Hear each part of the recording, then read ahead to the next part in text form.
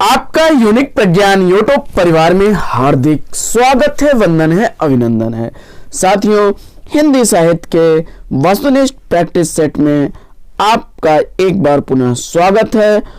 और यह practice set आपको टीजीटी, पीजीटी, जीआईसी प्रवक्ता, एलटी ग्रेड आदि विभिन्न प्रतियोगी परीक्षाओं के लिए समान रूप से लाभकारी साबित होने वाला है। तो आज का यह प्रैक्टिस सेट हल करना प्रारंभ करें। इससे पूर्व अगर वीडियो को पहली बार देख रहे हैं अथवा चैनल पर नए हैं तो कृपया चैनल को सब्सक्राइब कर लें और बगल में बने हुए बेल आइकन से ऑल बटन को प्रेस करें, जिससे कि आने वाले नए वीडियो की नोटिफिकेशन आपको सबसे पहले मिल सके। तो बिना समय गंवाए प्रारंभ करेंगे पाठचर्या को, और पाठचर्या में देखेंगे पहला प्रश्न। ज्ञान राशि के संचित कोश का नाम साहित्य है। साहित्य के संदर्भ में यह किस मनीषी का कथन है? तो ज्ञान राशि के संचित कोश का नाम साहित्य है। यह कथन पंडित महावीर प्रसाद द्विवेदी का कथन है और इन्हीं के नाम पर द्विवेदी युग का नामकरण भी किया गया था। अगला प्रश्न है कि हिंदी साहित्य का अतीत के लेखक कौन है? तो हिंदी साहित्य का अतीत नाम से हिंदी साहित्य इतिहास ग्रंथ 2 भागों में प्रकाशित हुआ, जिसके लेखक विश्वनाथ प्रसाद मिश्र जी हैं। पहला भाग 1959 ईस्वी में और दूसरा 1960 ईस्वी में प्रकाशित हुआ था। बढ़ते हैं अगले प्रश्न की तरफ, और अगला प्रश्न है चंदन बाला रास के रचयिता कौन है? चंदन बाला रास के रचनाकार आसगु कवि हैं। डी विकल्प इसका राइट आंसर है।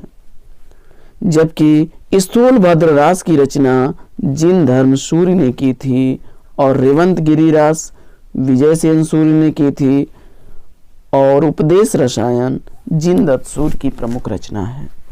अगला प्रश्न है कि 12 बरिस लो कुकुर जिए और 13 लो जिए सियार, बरस 18 छत्री जिए आगे जीवन को धिक्कार। इन पंक्तियों के रचनाकार कौन हैं? तो यह पंक्तियां परमाल रासों से अवतरित जगनिक द्वारा लिखी गई हैं।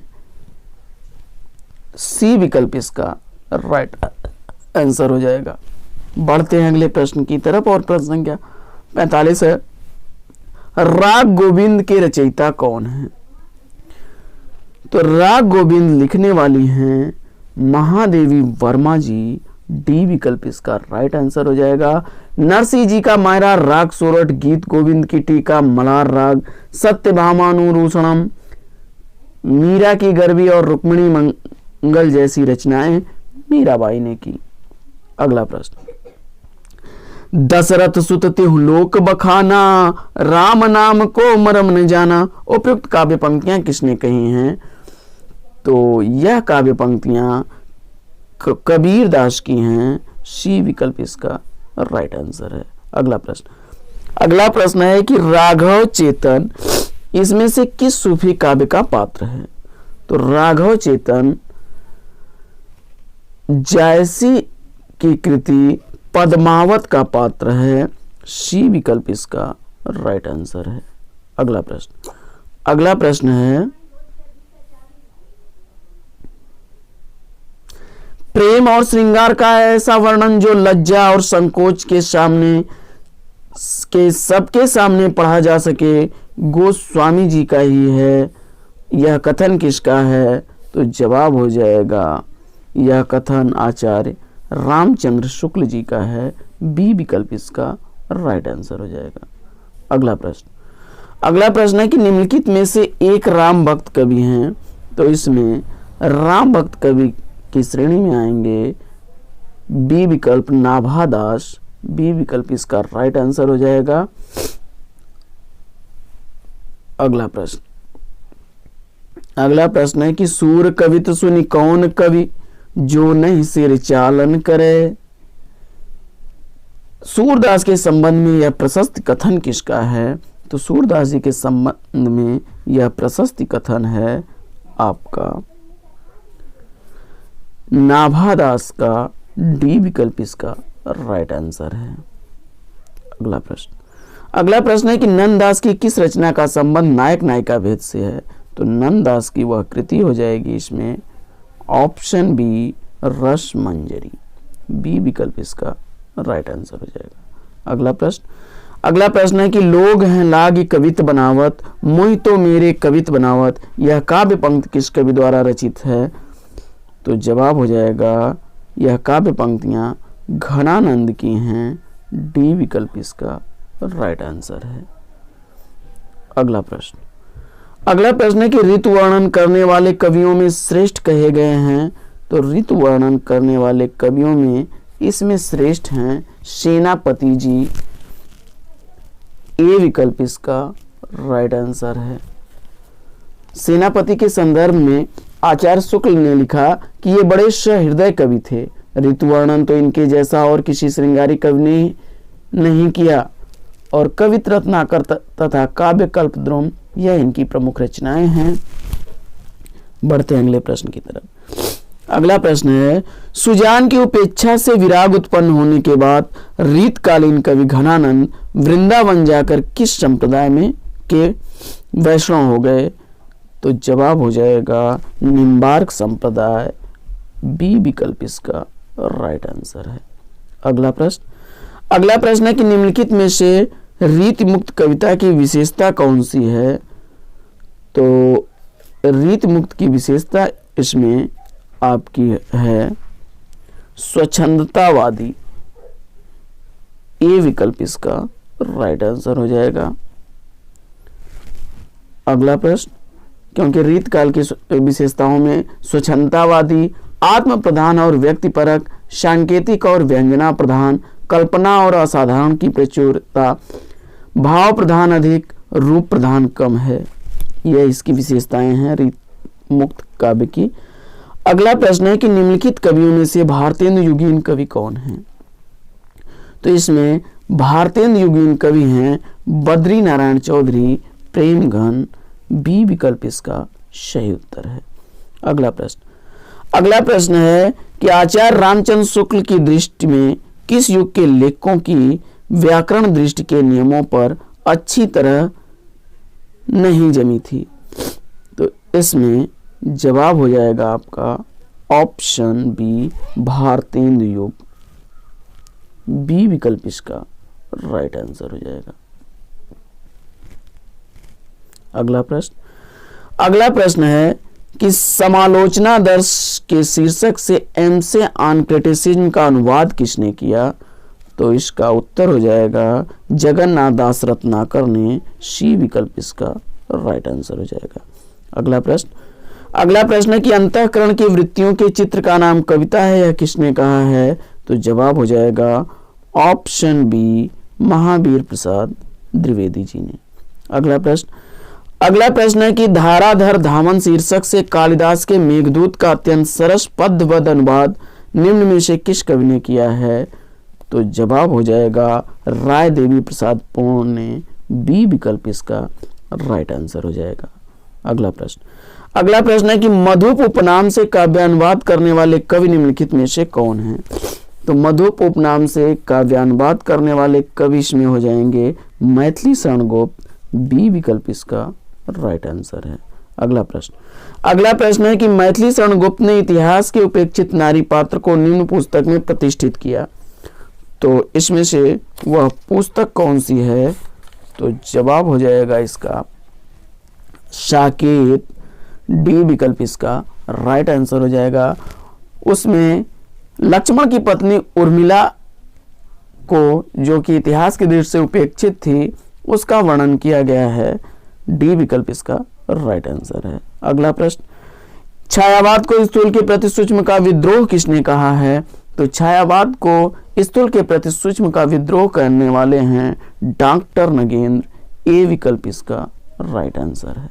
अगला प्रश्न है कि शत्रु मेरा बन गया है छल रहित व्यवहार मेरा, उक्त पंक्ति किस कृति से ली गई हैं? तो यह मधुकलश से ली गई पंक्तियां हरिवंश राय बच्चन की हैं। डी विकल्प इसका राइट आंसर है। अगला प्रश्न है कि छायावाद के संदर्भ में निम्नलिखित में से कौन सा कथन असत्य है? तो इसमें छायावादी कवियों ने प्रधान रूप से प्रणय की अनुभूतियों को ही व्यक्त किया, पहला ही कथन इसका त्रुटिपूर्ण है।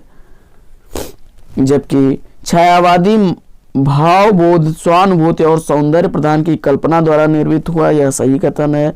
छायावादी कवि निराला की अनुभूति शैव दर्शन में परिणत होती चली गई, यह भी सही कथन है। और छायावादी कविता द्विवेदी युगी नीरस, उपदेशात्मक और स्थूल आदर्शवादी काव्यधारा के विरुद्ध विद्रोह के रूप में प्रभावित हुई, यह भी विकल्प इसका सही है। तो यानी ए विकल्प इसका राइट आंसर हो जाएगा कि छायावादी कवियों ने प्रधान रूप से प्रणय की अनुभूतियों को व्यक्त किया है, यह कथन सही नहीं है। बढ़ते हैं अगले कथन की तरफ, अगले प्रश्न की तरफ। और अगला प्रश्न है कि छायावाद को राष्ट्रीय जागरण की काव्यात्मक अभिव्यक्ति किसने कहा है?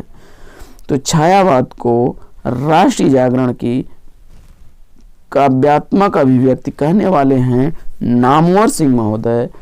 ये विकल्प इसका राइट आंसर हो जाएगा। अगला प्रश्न, किस प्रगतिवादी कवि ने सीता पर खंड काव्य की रचना की? तो सीता पर खंड काव्य रचना करने वाले हैं भूमिजा नाम से नागार्जुन ने की थी। डी विकल्प इसका राइट आंसर हो जाएगा। नागार्जुन द्वारा लिखा गया भूमिजा खंड काव्य सीता पर आधारित है। अगला प्रश्न, अगला प्रश्न है कि निम्नलिखित प्रवृत्तियों में से एक प्रगतिवाद की प्रवृत्ति नहीं है। तो प्रगतिवाद की प्रवृत्ति जो है वह सामाजिकता का आग्रह है, शोषित वर्ग के प्रति सहानुभूति और शोषक वर्ग के प्रति घृणा तथा जन सामान्य के प्रति लोक मंगल की कामना है, लेकिन ईश्वर, धर्म और व्यक्तिवाद में आस्था, ऐसा कुछ भी देखने को प्रगतिवाद में नहीं मिलता। तो ए विकल्प इसका राइट आंसर हो जाएगा। अगला प्रश्न, अगला प्रश्न है कि अगर मैं तुमको ललाती सांझ के नभ की अकेली तारिका अब नहीं कहता, या शरद के भोर की निहार न्यायी कोई टटकी कली चंपे की वगैरह, तो प्रस्तुत पंक्तियों द्वारा अज्ञेय की किस कविता से उद्धृत हैं? तो यह पंक्तियां अज्ञेय द्वारा लिखे गए कलगी बाजरे से अवतरित पंक्तियां हैं। डी विकल्प इसका राइट आंसर है। बढ़ते हैं अगले प्रश्न की तरफ। अगला प्रश्न है कि इनमें से कौन सा एक कवि नई कविता से संबद्ध नहीं रहा? तो इसमें जवाब हो जाएगा आपका नेमिचंद्र जैन। बी विकल्प इसका राइट आंसर हो जाएगा, क्योंकि नेमिचंद्र जैन जी यह प्रयोगवादी कविता से संबंधित हैं, प्रयोगवादी कवि हैं और इनकी प्रमुख रचना अचानक फिर हम एकांत आदि हैं। अगला प्रश्न है कि सतपुड़ा के जंगल किसकी रचना है? तो सतपुड़ा के जंगल कृति के रचनाकार हैं भवानी प्रसाद मिश्र। ए विकल्प इसका राइट आंसर है। गीत फरोश, बुनी हुई रस्सी और खुशबू के शिलालेख, गांधी पंचसती, अंतर्गत नीली रेखा, कालजयी, त्रिकाल संध्या जैसी रचनाएं इनकी प्रसिद्ध रचनाएं हैं। जबकि केदारनाथ अग्रवाल की अगर प्रमुख रचनाओं की बात की जाए तो उसमें युग गंगा, फूल नहीं रंग बोलते हैं, आग का आईना और मार प्यार की थापें, आत्मगंध जैसी रचनाएं हैं। इसी क्रम में बढ़ते हैं आगे और देखते हैं अगला प्रश्न। अगला प्रश्न है कि सन 1800 ईस्वी में फोर्ट विलियम कॉलेज की स्थापना किसने की? तो फोर्ट विलियम कॉलेज की स्थापना करने वाले हैं 1800 ईस्वी में मार्क्विस वेलेजली। ए विकल्प इसका राइट आंसर है। अगला प्रश्न है कि आधे अधूरे में सावित्री के व्यक्तित्व की सार्थक समीक्षा कौन करता है?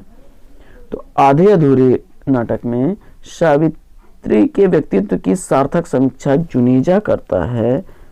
बी विकल्प इसका राइट आंसर है। अगला प्रश्न, सर्वेश्वर दयाल सक्सेना की नाट्यकृति का नाम क्या है?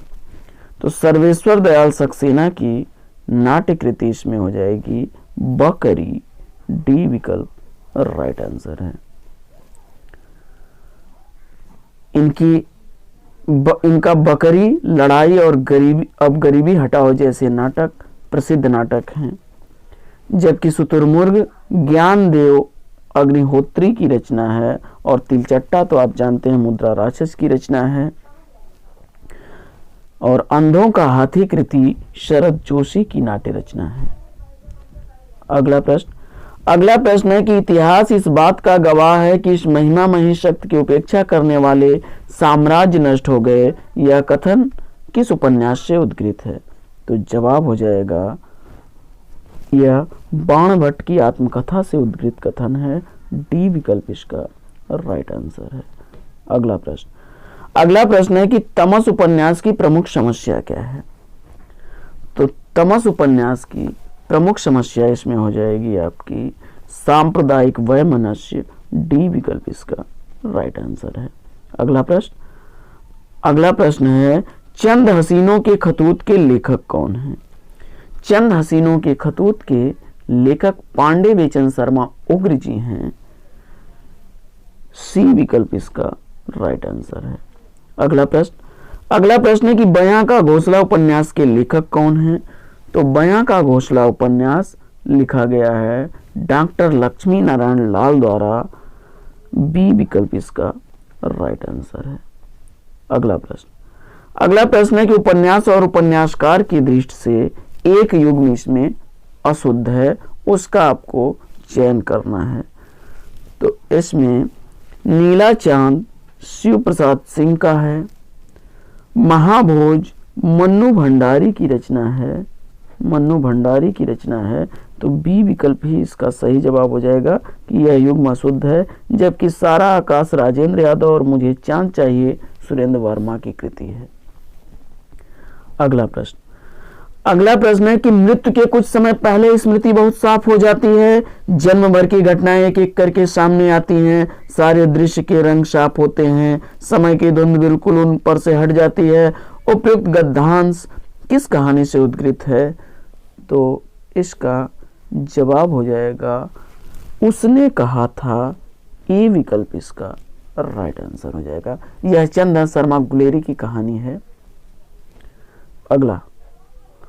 जबकि कफन कहानी किसकी है? मुंशी प्रेमचंद की है। और रोज कहानी अज्ञे की, जबकि ममता जयशंकर प्रसाद की कृति है। अगला प्रश्न है कि पूंजीपतियों की शोषक वृत्ति को उजागर करने वाले लेखक हैं। तो पूंजीपतियों की शोषक वृत्ति को उजागर करने वाले इसमें लेखक हैं यशपाल। सी विकल्प इसका राइट आंसर हो जाएगा। अगला प्रश्न है कि अशोक के फूल निबंध संग्रह का प्रकाशन कब हुआ? तो अशोक का फूल निबंध संग्रह प्रकाशित हुआ था 1948 ईस्वी में। डी विकल्प इसका राइट आंसर हो जाएगा। अगला प्रश्न है कि निम्नलिखित में से विद्यानिवास मिश्र की कृति कौन सी नहीं है? तो इसमें रस आखेटक कृति जो है वह विद्यानिवास मिश्र की न होकर कुबेरनाथ राय द्वारा लिखी गई है। बी विकल्प इसका राइट आंसर हो जाएगा। जबकि तुम चंदन हम पानी, मेरे राम का मुकुट भीग रहा है और शिरीष की याद आई, यह तीनों ही कृतियां विद्यानिवास मिश्र की कृतियां हैं। अगला प्रश्न है कि कबीर के बीजक पर रची गई त्रिज्या टीका किसकी है? तो कबीर के बीजक पर रची गई त्रिज्या टीका के रचनाकार पूरन दास हैं। ए विकल्प इसका राइट आंसर है। अगला प्रश्न है कि इनमें से कौन सी कृति आत्मकथा विधा में है? तो इसमें आत्मकथा विधा में जो कृति है वह है क्या भूलूं क्या याद करूं। बी विकल्प इसका राइट आंसर हो जाएगा। बढ़ते हैं अगले प्रश्न की तरफ। और अगला प्रश्न है कि निम्नलिखित में से प्रेमचंद का जीवनी कार्य नहीं है। तो प्रेमचंद की जीवनी इसमें किसने नहीं लिखी है? तो जवाब हो जाएगा हंसराज रहबर इसमें जो हैं वह प्रेमचंद की जीवनी नहीं लिखे हैं। जबकि मदन गोपाल ने कलम का मजदूर नाम से जीवनी लिखी 1964 ईस्वी में। अमृत राय ने कलम का सिपाही नाम से 1962 ईस्वी में। और शिवरानी देवी ने लिखी प्रेमचंद की जीवनी प्रेमचंद घर में 1944 ईस्वी में। बढ़ते हैं अगले प्रश्न की तरफ। और अगला प्रश्न है कि नेपाली क्रांति को लेकर रिपोर्टाज लिखा गया है। तो नेपाली क्रांति को लेकर के रिपोर्टाज लिखने वाले फणीश्वर नाथ रेणु हैं। ए विकल्प इसका राइट आंसर है। अगला प्रश्न है कि रामदरस मिश्र को उनकी किस कृति पर वर्ष 2015 के लिए हिंदी साहित्य अकादमी पुरस्कार दिया गया? तो जवाब हो जाएगा आग की हंसी के लिए बी विकल्प इसका राइट आंसर है। अगला प्रश्न है कि कैलाश वाजपेयी की साहित्य अकादमी पुरस्कार से सम्मानित काव्य कृति कौन सी है? तो जवाब हो जाएगा हवा में हस्ताक्षर, सी विकल्प इसका राइट आंसर है। अगला प्रश्न है कि विभाव, अनुभाव, व्यभिचारी, संयोगाद्र रस निष्पत्ति को प्रतिपादित किसने किया है? तो जवाब हो जाएगा ऑप्शन इसमें बी भरत मुनि ने। अगला प्रश्न है कि चरण कमल बंदो हरिराई में कौन सा अलंकार है? तो चरण कमल बंदो हरिराई में आपका अलंकार हो जाएगा रूपक, बी विकल्प इसका राइट आंसर है। अगला प्रश्न, इनमें से उष्म व्यंजन नहीं है, तो इसमें उष्म व्यंजन कौन सा नहीं है इसका आपको चयन करना है। तो आप जानते हैं कि ल इसमें जो है वह उष्म व्यंजन नहीं है।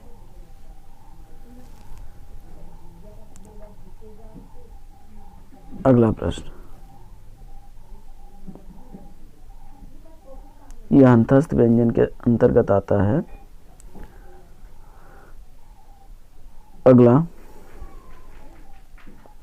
मैंने पत्र लिखा में पत्र कौन सा कारक है? तो मैंने पत्र लिखा में पत्र कर्म कारक होगा, सी विकल्प इसका राइट आंसर है। अगला प्रश्न है कि कविश्वर शब्द का सटीक संधि विच्छेद क्या होगा? तो कविश्वर शब्द का संधि विच्छेद हो जाएगा कवि धन ईश धन वर, कविश्वर, ए विकल्प इसका राइट आंसर हो जाएगा। यह दीर्घ संधि का उदाहरण है, ए विकल्प इसका राइट आंसर है। अगला प्रश्न, पांडव शब्द में कैसा प्रत्यय है? तो पांडव शब्द में आपका तद्धति प्रत्यय है, बी विकल्प इसका राइट आंसर हो जाएगा। संज्ञा, सर्वनाम या विशेषण के अंत में लगने वाला जो प्रत्यय होता है वह तद्धति प्रत्यय होता है, और पांडु शब्द में अप्रत्यय जोड़ने से पांडव बना है। अगला, निम्नलिखित में तत्सम शब्द कौन सा है? तो इसमें तत्सम शब्द आपका हो जाएगा गोत्र, ए विकल्प इसका राइट आंसर हो जाएगा। अगला, राजीव शब्द का पर्याय है, तो राजीव कमल का पर्याय है और ताम्रस इसमें सही विकल्प हो जाएगा ए। अगला प्रश्न, जबकि पारद आपका क्या है? पारा का पर्यायवाची होता है, और रसाल आम का पर्यायवाची होता है, कुमुद चांदनी का पर्यायवाची होता है अगला, निम्नलिखित में से एक वर्तनी की दृष्टि से शुद्ध है, तो शुद्ध वर्तनी का आपको चयन करना है, तो डी विकल्प इसमें राइट आंसर हो जाएगा, निरपराधिनी। अगला, मान न मान मैं तेरा मेहमान, इसका अर्थ क्या होगा? तो जबरदस्ती गले पड़ना किसी के, सी विकल्प इसका राइट आंसर हो जाएगा। और अगला प्रश्न है कि जिसके माध्यम से राज्य कार्य होता है, कचहरियों का काम, सरकारी आदेश, सूचनाएं तथा विज्ञापन, एक प्रदेश का दूसरे प्रदेश में शासकीय स्तर पर पत्र व्यवहार हो, वह कौन सी भाषा होती है? तो जवाब हो जाएगा वह राजभाषा होती है, डी विकल्प इसका राइट आंसर है। अगला प्रश्न है कि इनमें से कालिदास की प्रथम काव्य कृति कौन सी है? तो जवाब हो जाएगा ऋतु संहार, डी विकल्प इसका राइट आंसर होगा। और अगला प्रश्न है कि सज्जन का संधि विच्छेद क्या होगा? तो सज्जन का संधि विच्छेद हो जाएगा सत धन जन, सज्जन व्यंजन संधि का उदाहरण है, बी विकल्प इसका राइट आंसर हो जाएगा। तो साथियों, आज के वीडियो में लेते हैं यहीं पर विराम। वीडियो अगर अच्छा लगा हो तो लाइक करके दोस्तों में शेयर कर दीजिए। चैनल पर पहली बार है तो चैनल को सब्सक्राइब कर लीजिए। फिर मिलते हैं आपसे अगले वीडियो में एक नए प्रकरण, एक नया टॉपिक, एक नए अंदाज में। तब तक के लिए लेंगे आपसे विदा। आपका जीवन मंगलमय हो। Best wishes, best of luck. जय हिंद साथियों।